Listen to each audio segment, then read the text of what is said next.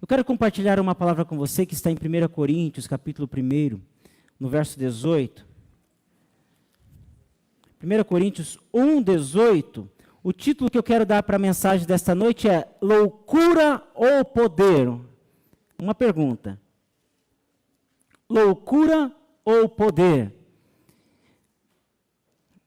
1 Coríntios 1, 18. Quem encontrou, diga amém. Todo mundo pode dizer, está encontrado aqui, ó. Porque a palavra da cruz é loucura para os que perecem, mas para nós que somos salvos é o poder de Deus. A palavra da cruz é o poder de Deus. Você pode dizer amém? Amém. Vamos dizer juntos? 1, 2, 3. A palavra da cruz é o poder de Deus. Mais uma vez. 1, 2, 3. A palavra da cruz é o poder de Deus. Amém.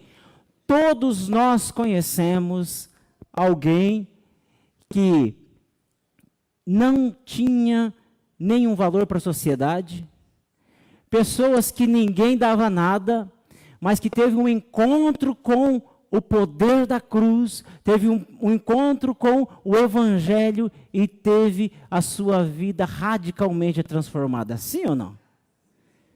Talvez tenha pessoas aqui que pode dizer, eu sou uma dessas pessoas, que tive um encontro com o Evangelho e a minha vida foi radicalmente transformada.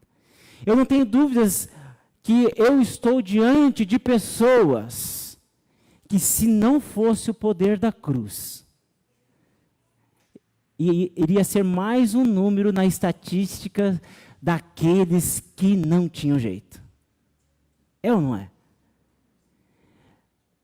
Estou diante de pessoas e olha que a igreja está muito bonita, a gente olha as pessoas tudo bonitinhas, sentadas aqui. E agora há pouco, quando estava começando o culto, o Jean falou assim, olha, nós temos um pastor bonitão. Eu falei assim, olha, na verdade, não tem gente feia na nossa igreja. Na nossa igreja nós somos todos bonitos.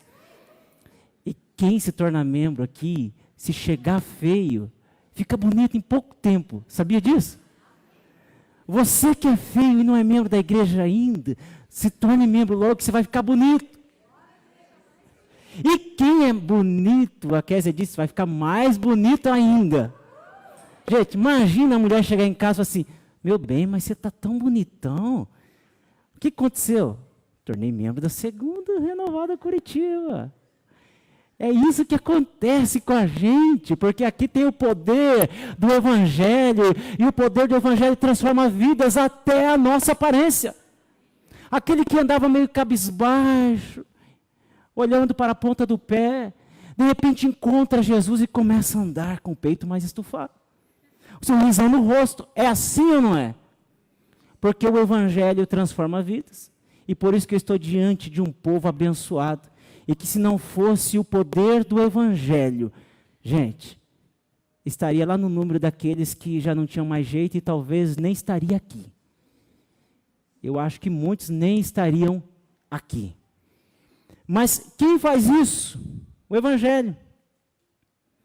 O poder do Evangelho. Sabe? E nós podemos olhar para Deus e dizer, Deus, muito obrigado. Ufa, se não fosse o poder do Evangelho na minha vida, mas Deus, muito obrigado. E sabe que se não fosse o Senhor, quantas histórias teriam sido interrompidas? Se não fosse o poder do Evangelho na sua vida, imagine que a família que você tem hoje você não teria. A vida com paz e alegria que você tem hoje. Se não fosse o poder do Evangelho, isso não aconteceria. Mas você percebe que, algumas vezes nós olhamos para alguns casos perdidos na sociedade, na nossa família, e a gente até pensa assim, meu Deus, para esse não tem mais jeito. Você já pensou assim? Eu já pensei assim. Algumas vezes eu vejo situações e eu falo assim, meu Deus, isso daí não tem jeito. Isso daí parece que não tem mais solução. Mas vamos olhar um pouquinho para esse texto, para a igreja que estava em Corinto. A igreja de Corinto, quando nós olhamos, os irmãos aqui, os coríntios, nem sempre foi e nem sempre foram um exemplo de comunidade. Essa carta está escrita, e a segunda carta também, e talvez tenha mais duas que foram perdidas, só tem essas cartas escritas porque pessoas tiveram suas vidas transformadas. Mas nem sempre foram assim, uma comunidade de fé, uma comunidade que professava o nome do Senhor Jesus. Antes dessa comunidade ser alcançada pelo poder do Evangelho, a cidade de Corinto não tinha uma reputação boa. Pensa uma cidade que você fala assim, não tem jeito para aquela cidade. Essa semana eu estava em Campinas, num retiro de pastores, e um pastor de uma outra cidade, de um outro estado, ele disse assim, olha, onde eu moro, eu sou a última pessoa para falar bem da minha cidade. Nasci lá, sou criado lá, mas que lugar ruim de morar, que lugar perigoso, que lugar difícil de se morar. Eu ando em Curitiba, eu vejo o pessoal fazendo fila para entrar no ônibus, eu falo assim, gente do céu, na minha cidade não tem isso. É gente em cima do ônibus, com as portas abertas, e isso do motorista não sair. Ele falou assim, ele morre. Ele é linchado. Veja que, pense você, cidade que você fala assim, essa cidade, as pessoas de lá são corrompidas, não tem mais jeito. Cidade de Corinto era uma cidade mais ou menos assim. Uma cidade beirando o mar, com 2 portos. Aí você fala assim, gente, cidade portuária é um problema. Tem miséria, tem idolatria, tem prostituição. Sim ou não? Tudo junto. E mais um pouco. A cidade de Corinto era uma cidade que ela tinha uma prosperidade, porque era uma cidade que tinha muitas riquezas por conta dos portos, por conta das vias comerciais. Era uma cidade onde muitas pessoas do mundo todo passavam por lá. Então é uma cidade que foi construída para ser uma cidade com um impacto mundial para a época. Pegava parte da Grécia, então era uma cidade que tinha um bom impacto comercial. Mas ela não era só uma cidade que tinha essa imponência toda. Dizem que as ruas que tinha lá, foi feito um estudo, os arqueológicos, tinha ruas de 14 metros de largura para pedestres, para você ter ideia. Mas nem sempre teve essa boa reputação. A cidade de Corinto, ela também era sinônimo de pecado e imoralidade. Quando falava a própria palavra Corinto, era sinônimo de corrupção. Era um sinônimo de um lugar onde não havia jeito. Alguém poderia falar assim, gente, ir para Corinto é para se perder. Ir para Corinto é para ir para um lugar onde não tem jeito. A pessoa vai para lá e se perde mesmo. Mas, além de todos esses pecados, existia em Corinto também muitos vícios que foram levados pelos comerciantes e marinheiros de todo o mundo da época. E também, além de toda a riqueza e luxo que tinha em Corinto, o alcoolismo era muito forte em Corinto. Aí entra um negócio que a gente olha assim e fala assim, meu Deus, esse daí não tem mais jeito. Já foi para a clínica 10 vezes e não tem mais solução. Em Corinto tinha tudo isso. Além disso, tinha corrupção, e as pessoas falam assim, gente, a cidade de Corinto é uma imundícia. Já pensou nisso? Uma cidade que você fala assim, me visitei essa cidade, não tenho vontade de voltar lá não. O que a televisão mostra não é bem aquilo que é. Você já viu uma cidade assim? Imagine que Corinto era algo semelhante. Agora pensa, em Corinto tinha militares, tinha mercadores, tinha pessoas que adoravam vários tipos de filosofias, conceitos filosóficos, com pensamentos estranhos. Tinha marinheiros, tinha libertos, tinha escravos, tinha judeus, porque tinha sinagoga. E também tinha pessoas com tradição e pessoas sem tradição alguma, ou seja, era um povo heterogêneo, um povo bem diverso, com muita situação. Porém, as pessoas poderiam olhar para Corinto e falar assim, gente, esse negócio aí não vai ter solução, só se arrastar todo esse povo, acabar com esse povo e começar tudo de novo. Mas no ano de 52, chega em Corinto um homem chamado Paulo. Paulo foi um homem que havia sido alcançado pelo poder do Evangelho. Um homem que tinha um coração endurecido, obstinado, um coração raivoso. E de repente ele tem um encontro com o Evangelho. Jesus se aparece para Paulo a ponto dele cair ao chão, ficar cego temporariamente. E Jesus fala com ele e ele tem a vida dele transformada. E no ano de 52, Paulo chega a Corinto, fica 1 ano e meio pregando o Evangelho. E as pessoas começam a se converter. As pessoas começam a ter a sua vida transformada. E agora você imagine que a igreja de Corinto começa a ser uma igreja de pessoas diversas, que nós não temos ideia, porque nós somos um povo bem até parecidos, um com os outros aqui. Apesar de toda a nossa história, apesar de toda a cultura, de todo o contexto, de todos os conceitos que cada um carrega, nós aqui até somos um pouco semelhantes. Agora imagine a igreja de Corinto. Tinha prostitutas que convertia, vinha para a igreja. Tinha um estrangeiro que se convertia, vinha muitas vezes com as suas tradições e culturas e vinha para a igreja. E assim as pessoas iam se convertendo, cheias de seus conceitos e filosofias, tradições.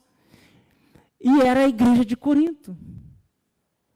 Agora, quando Paulo escreve essas cartas, ele escreve para relembrar aquele povo que eles não foram transformados pela sua pregação, com sabedoria humana, mas pelo poder de Deus.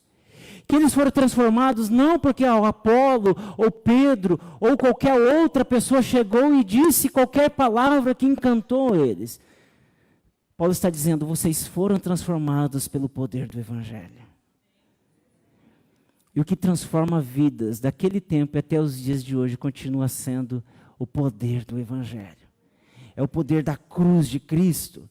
E sabe que Paulo, ele escreve essa palavra e foi ele mesmo quem escreveu, dizendo que a palavra da cruz é o poder de Deus. Mas Paulo diz, nesse texto do verso 18, ele fala, pois a palavra da cruz é loucura para os que perecem, mas para nós que somos salvos, ou que vamos sendo salvos, é o poder de Deus. Nesse versículo, Paulo está trazendo duas categorias de pessoas. A primeira categoria que ele aparece aqui é aquelas que acham que a palavra da cruz é loucura. Ou seja, são aqueles que são chamados os que perecem, ou os que vão perecendo. Você vê que ele diz assim, olha, pois a palavra da cruz é loucura para os que perecem, ou os que vão perecendo. Mas por que ele diz isso? Porque existia um povo também ali em Corinto, que eram os gregos. E para os gregos que estudavam filosofia, para eles eram sábios, pensadores, estudiosos. E eles ficavam questionando quem se importaria morrer como criminoso em nome de um povo, para perdoar um povo, para que um povo fosse perdoado. Eles não conseguiam entender, para eles isso era um absurdo. Para os gregos isso era uma loucura. Sabe quando alguém fala assim, olha, eu fiz uma viagem em família, nós somos em 5, num Fusca, lá para Veracruz do Oeste, e gente, e andamos com aquele carro, hein? E quando eu cheguei lá, alguém falou assim, você não veio com esse carro de Curitiba? Eu falei, vim. E sabe quando você conta uma história para alguém e a pessoa fala assim, isso aí é um absurdo, não tem como isso acontecer, é improvável que isso aconteça. Para os gregos, alguém contar que Jesus desceu do céu como um Deus, nasceu como homem, morreu para perdoar o pecado de um povo, os pecados de um povo. Isso não tinha como. Porque para os gregos, os deuses não faziam isso. Os deuses gregos não viam assim como um homem e de repente morria, e pior, na ideia deles, ressuscitaria ao terceiro dia.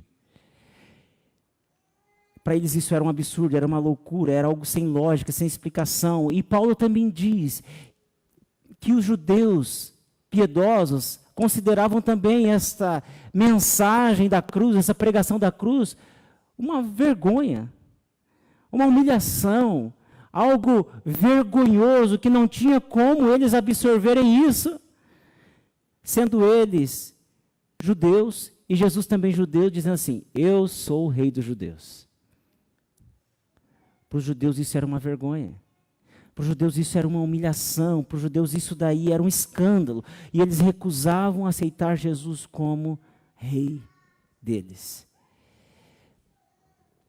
E eles estavam, como diz aqui o apóstolo Paulo, perecendo, porque eles estavam sem luz, estavam sob o efeito das trevas, embaixo do domínio das trevas. Mas existe um segundo povo, uma segunda categoria de pessoas que Paulo diz, quem são? Paulo diz aqui, as pessoas que aparecem aqui como segunda categoria, são aqueles que consideram, que definem a palavra da cruz como o poder de Deus. E você pode dizer amém? Quem são essas pessoas? Ele chama de santos, ou chama de salvos, para nós que somos salvos. É o poder de Deus. Quem é salvo aí, diga amém.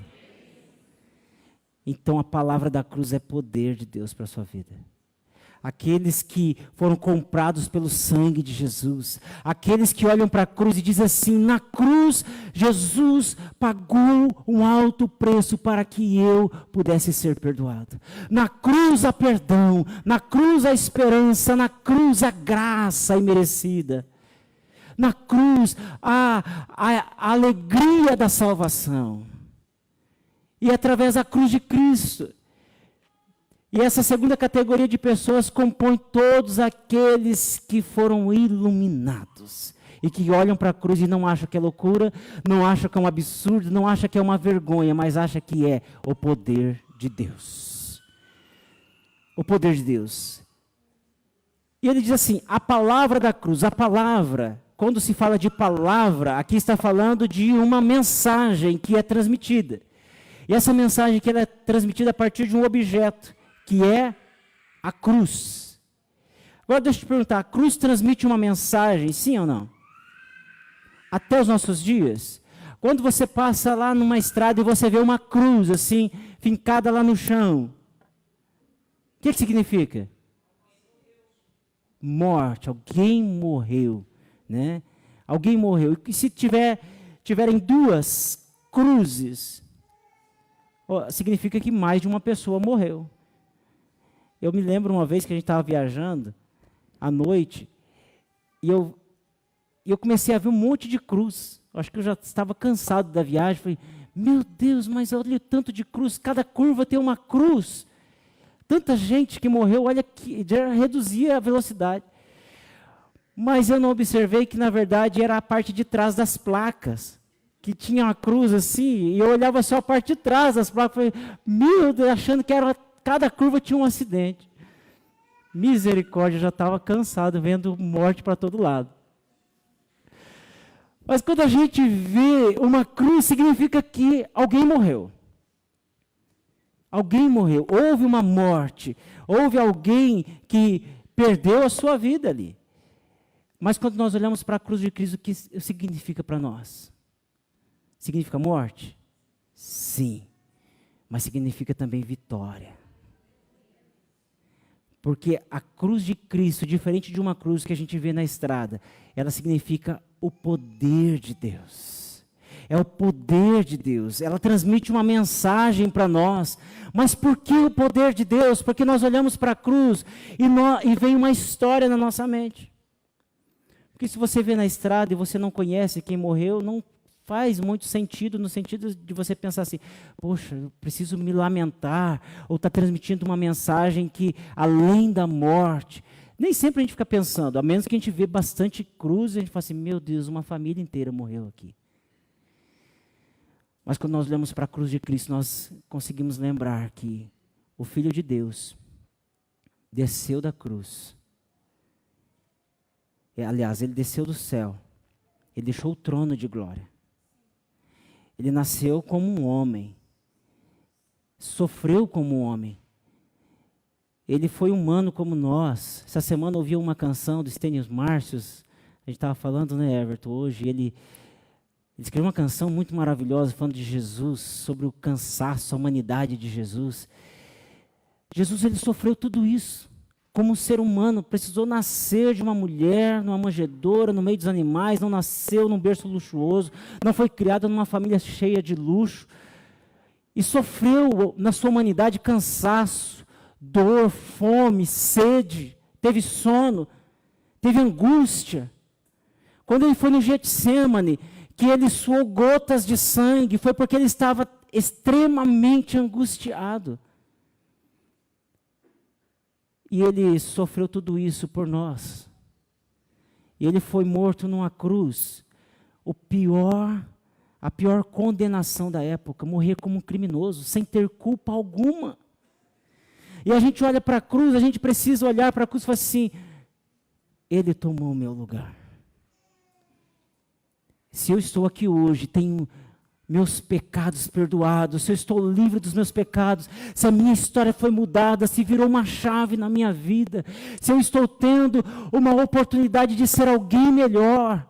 Eu postei essa semana uma versão melhor de mim mesmo. É por conta da cruz. Se eu posso olhar para trás e falar assim, uau, como eu estou melhor hoje. Quando você olha uma foto antiga, às vezes você fala assim, gente, eu estou bem melhor hoje, né? Na vida espiritual, na sua vida com Deus, na sua vida emocional, você também pode olhar e falar assim, uau, apesar dos pesares, apesar das curvas, apesar dos acidentes, eu estou muito melhor hoje. Eu sou uma nova versão de mim mesmo, mas não por mim, mas por Cristo, porque a cruz, lá na cruz, Ele deu esse início de uma nova história para a minha vida. A cruz é o poder de Deus, este é o Evangelho. E quando nós olhamos para a cruz, ela está vazia, e se ela está vazia, significa que aquele que foi crucificado não permaneceu lá. Mas ele ressuscitou e vive para todo sempre, e um dia voltará para nos levar, para morar com ele eternamente. Então, a cruz é o poder de Deus. O apóstolo Paulo fala no capítulo 2, no verso 5, no verso 4 e 5 desse mesmo livro de 1 Coríntios, dizendo, a minha palavra e a minha pregação não consistiram em palavras persuasivas de sabedoria humana. Sabe quando a gente quer convencer alguém com as nossas palavras, e filho às vezes testa a gente nesse sentido, né? A gente fala, você não pode fazer isso, mas por quê? Mas por que você não pode? Mas por quê? E a gente vai explicando até uma hora, fala assim, por que não? E não convence, você concorda? E às vezes obedece, mas por medo, que não é obediência e amor. E Paulo, ele está dizendo assim, gente, eu não vim usar aqui de sabedoria, de filosofia, não vim mostrar meus diplomas para vocês, dizendo, olha, eu fui formado aos pés de Gamaliel, e o que eu tenho para dizer a vocês é algo que eu tenho certeza que vocês vão acreditar em tudo que eu disser. Paulo não diz isso. Até porque parece que Paulo teve uma falha quando ele quis usar a filosofia, a sabedoria humana, lá em Atenas, lembra? Ele falhou na pregação dele quando ele quis usar sabedoria humana, mas aqui ele chega de uma maneira diferente, dizendo, olha, mas eu usei palavras aqui em demonstração do Espírito e de poder. Não foram palavras que eu aprendi aos pés de um professor, mas foram palavras que vieram direto do trono de Deus. Você concorda que palavras vindas do trono de Deus não precisam ser palavras com boa oratória ou com um vocabulário tão cheio de palavras difíceis? A palavra que demonstra espírito e poder vinda do trono. Pode ser aquela palavra dizendo assim, Jesus te ama. E alguém diz assim, nunca ouvi uma palavra como essa. Eu lembro um testemunho de uma pessoa aqui da igreja que disse que outro dia estava indo na rua, vindo uma pessoa parece que meio atribulada. Ele pulou na frente e diz assim, Jesus te ama. E a pessoa diz assim, era tudo que eu precisava ouvir nesse dia, você pode me dar um abraço? Um Jesus te ama, cheio de espírito e de poder, faz toda a diferença. E Paulo diz assim no verso 5, para que a vossa fé não se apoiasse em sabedoria dos homens, mas no poder de Deus. Sabedoria de homens são falhas e vai até um limite. E os homens também mudam de opinião. Você concorda comigo? Sabedoria humana muda de opinião. A gente pensava, tinha alguns conceitos há anos atrás e hoje nós temos conceitos diferentes. E olha que eu sou novo, vou fazer só 40 anos, mês que vem, dia 8 de abril, marque na sua agenda. E eu me lembro de coisas que eu tinha um conceito que simplesmente as coisas mudaram. E eu tenho certeza que você também tem um conceito diferente de muitas coisas que você tinha anos atrás. Ou seja, se as pessoas estivessem apoiadas somente naquilo que eu tinha como conceito, gente, eu ia falar assim, e aí? E agora, para onde nós vamos? Você estava me conduzindo por este caminho, mas agora você mudou de rota, e agora eu fico nesse ou te acompanho? Mas a palavra que vem com espírito e poder são palavras que transformam vidas.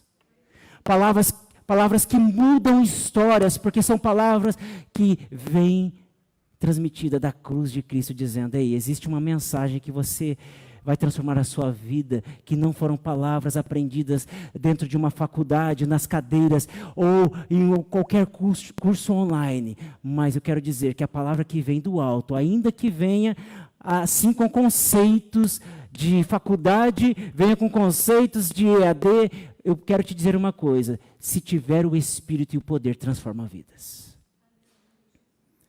Nós precisamos viver esta palavra, nós precisamos ter esta palavra no nosso coração, nós precisamos respirar esta palavra, porque a verdade é que a palavra da cruz é o poder de Deus.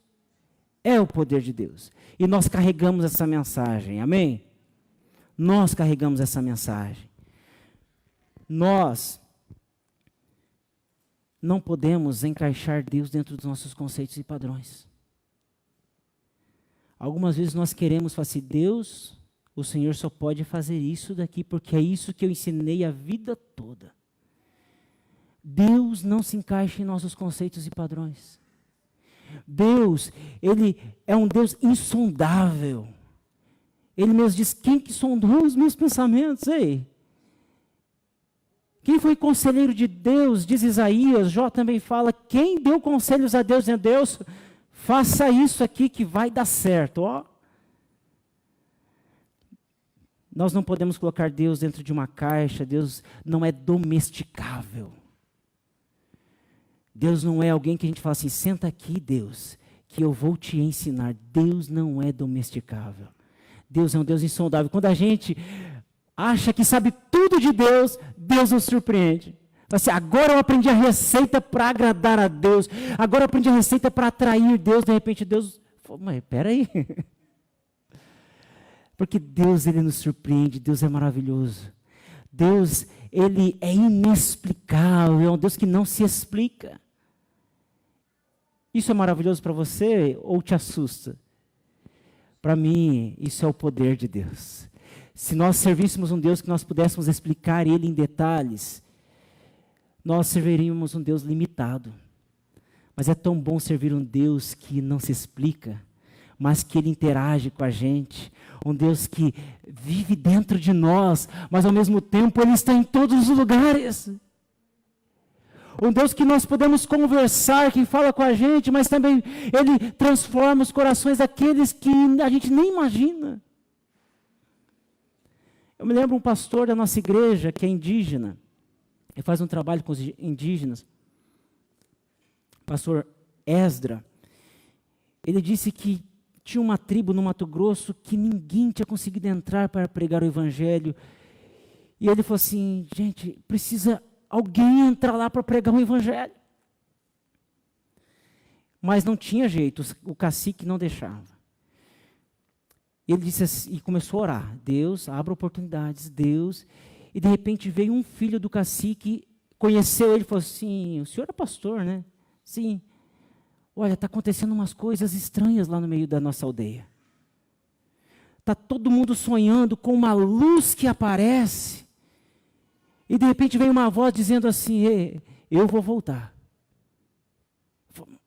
E eu sei que o senhor é pastor, eu queria que o senhor explicasse isso que está acontecendo no meio da aldeia. E eu vou te dizer uma coisa, o meu avô já sonhou com isso, o meu pai sonhou com isso, e agora eu estou sonhando com isso. Eu posso te explicar. Você consegue me levar dentro da aldeia? Sentou na frente do cacique e começou a falar do evangelho, em palavras que eles entendiam. Sabe o que aconteceu? O cacique falou, toda a aldeia precisa ouvir essa palavra. O evangelho entrou dentro da aldeia. E você pode ouvir tantos outros testemunhos. Eu estou falando de um que eu ouvi pessoalmente, do pastor Esdra. E tantos outros, como Deus tem se manifestado, como um homem que aparece num sonho sobre um cavalo branco, dizendo, eu fui, mas eu vou voltar. E a pessoa fala assim, alguém precisa me explicar o que é isso, o que quer dizer esse sonho. É Jesus. A palavra é simples. Olha, esse homem que apareceu para você em sonho, o nome dele é Jesus. E ele vai voltar. E começa a mostrar na palavra, olha aqui o que ele disse. A palavra da cruz é poder. Transforma vidas. E nós precisamos colocar em prática isso na nossa vida todos os dias. E eu quero trazer uma lição para o seu coração nessa noite. Primeiro, acredite no poder do evangelho. Acredite. Você fala assim, não, mas eu já acredito. Acredite mais. Continue acreditando, continue lembrando do poder do evangelho. A mensagem da cruz é uma mensagem simples. Jesus, ele é simples demais. A mensagem da cruz é simples, porém poderosa. A mensagem da cruz, ela não é simplista, ela é simples de ser explicada, as pessoas entendem, porque ela vem também com espírito e poder e transforma vidas. Então traga à sua mente este evangelho, comece a lembrar de pessoas que você acha assim, olha, aquela pessoa não tinha jeito. Eu até fiquei assustado quando ele me disse que tinha se convertido. Você conhece alguém assim? Então, continue acreditando no poder do evangelho. Eu quero trazer isso para mim. O evangelho, eu preciso continuar acreditando. Quando alguém passa aqui na frente e fala assim, meu Deus, esse aí não tem jeito.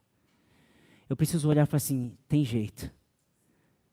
Existe poder no evangelho que transforma vidas. Ah, alguém na minha família que já não tem mais jeito. Eu falo assim, meu Deus, esse aí não tem mais jeito. Tem sim. Eu preciso continuar acreditando no poder do evangelho. Então acredito no poder do evangelho. Amém? Segundo, pregue o evangelho simples. Deixa eu te falar. Eu frequentei por 4 anos faculdade de teologia. Todos os dias, de segunda a sexta, de madrugada, estudando, finais de semana. E sabe o que eu aprendi? A errar menos na teologia. E eu considero a teologia super importante, mas teologia de uma faculdade não é o poder de Deus. Eu preciso lembrar que o evangelho é simples. Eu preciso lembrar que uma pessoa que está perdida, não adianta eu vir falando em grego e em hebraico com a pessoa. Não vai mudar a vida dessa pessoa, mas se eu falar assim, Jesus te ama, Ele morreu para te salvar, a pessoa vai entender, falar assim, eu quero esse Jesus. Eu quero esse Jesus. Eu sou o maior incentivador de estudo, eu já falei aqui, e falo algumas vezes, é preciso e é importante estudar, aperfeiçoe. Nós estamos estudando escola de aperfeiçoamento vocacional, nós queremos aprender, nós queremos nos equipar. O estudo faz parte desse equipamento que nós precisamos para a nossa vida. Eu estudo todos os dias. Eu leio livros todos os dias. Mas eu preciso ter na minha mente muito claro que o Evangelho é algo muito simples. Eu não posso complicar o Evangelho. Eu queria também te incentivar a propagar a mensagem da cruz, não ficar elaborando, falar assim, meu Deus, eu preciso elaborar uma mensagem aqui para pregar o Evangelho. Quando eu estiver com a mensagem toda pronta, aí sim eu vou evangelizar. Todos nós cristãos, nós temos responsabilidade de evangelizar, de pregar o Evangelho de maneira simples. E deixa eu te dizer, você teve a sua vida transformada? Sim ou não? Você já tem uma mensagem do Evangelho. Esta é a mensagem do Evangelho, que você precisa contar para outra pessoa. Quantos aqui foram curados? Curados. Uma cura que foi Deus quem te curou, que você sabe que foi Deus quem te curou. Você tem uma mensagem do Evangelho.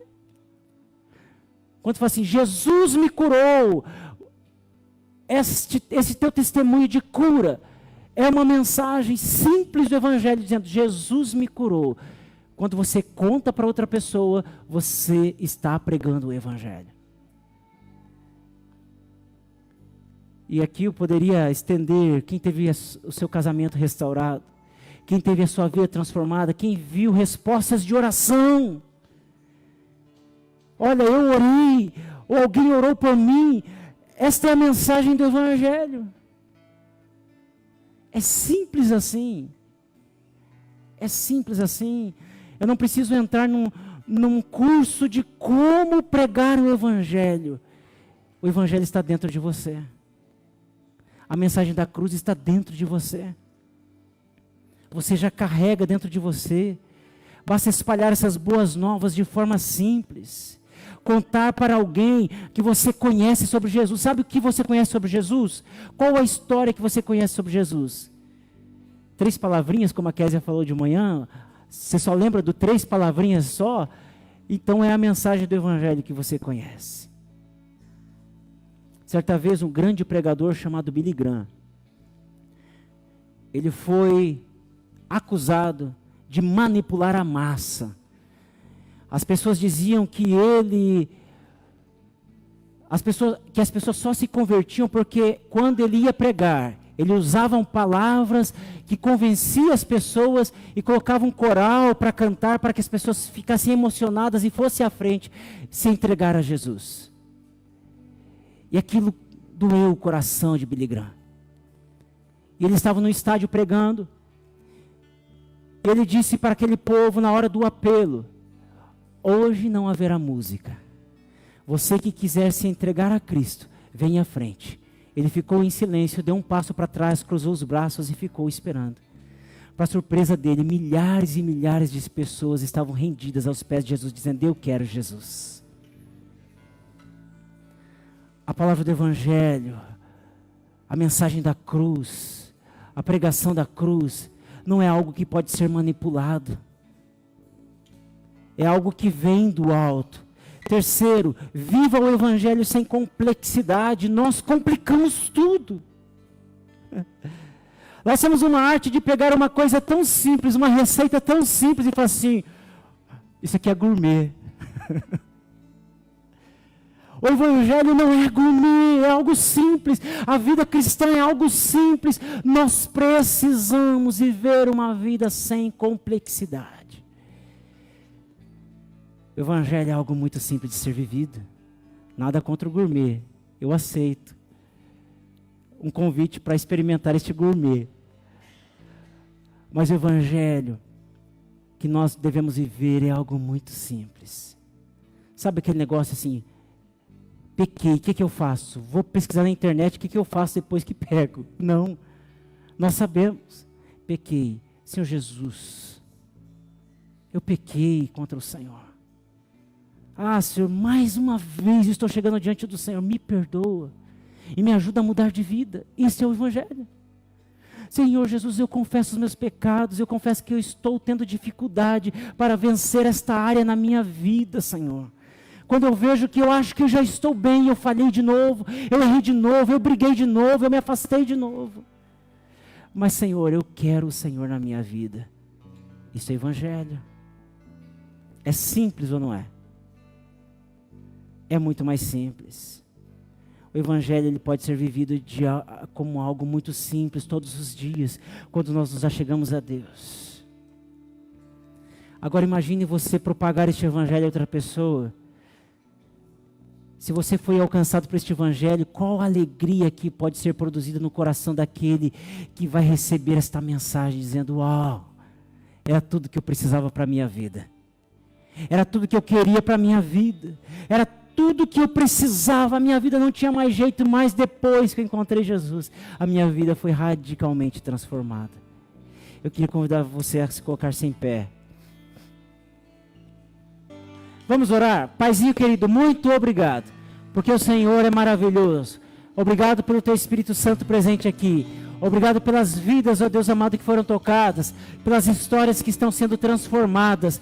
Nós somos carentes de Ti, nós ainda não estamos prontos, ainda não cruzamos a linha de chegada, e dependemos de Ti. E durante essa semana muitos irão enfrentar dificuldades, muitos irão enfrentar, ó Pai amado, exames a serem realizados, diagnósticos a serem recebidos, mas eu quero profetizar cura sobre a vida das pessoas, quero profetizar paz, declarar alegria, declarar, ó Pai, refrigério, declarar fortalecimento, renovo, ó Pai, vidas transformadas, vidas, ó Pai, restauradas, histórias restauradas, lares restaurados pelo poder do Senhor na vida de cada um, que cada um possa exercer o amor, o perdão, a alegria de Te servir, Senhor. Dê uma semana abençoada e de vitória, dê um retorno ao lar, guardados e amparados pelo Senhor, e dê uma noite tranquila de sono reparador.